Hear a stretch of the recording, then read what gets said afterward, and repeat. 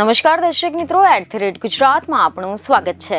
સાંસદ CR પાટીલ મોદીની 3.0 કેબિનેટમાં જળશક્તિ મંત્રાલયની જવાબદારી સંભાળી રહ્યા છે અને છેલ્લા કેટલાય સમયથી એવા કયાસ લગાવવામાં આવી રહ્યા છે કે ગુજરાત પ્રદેશ ભાજપને નવા અધ્યક્ષ મળશે।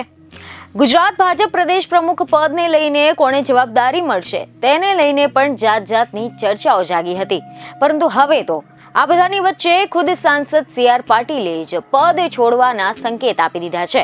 એટલું જ નહીં, તેમને તો એ પણ જણાવી દીધું છે કે નવા પ્રદેશ પ્રમુખ ક્યાર સુધીમાં મળી જશે।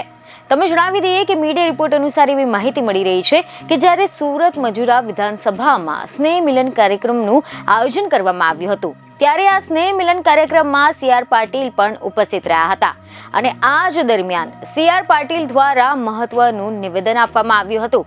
આ કાર્યક્રમમાં CR પાટીલે એવું નિવેદન આપ્યું હતું કે મારી પાસે અત્યારે 3 હોદ્દા છે તેમજ બીજાને જવાબદારી સોંપવા માટે મેં 2 વખત રજૂઆત કરી છે।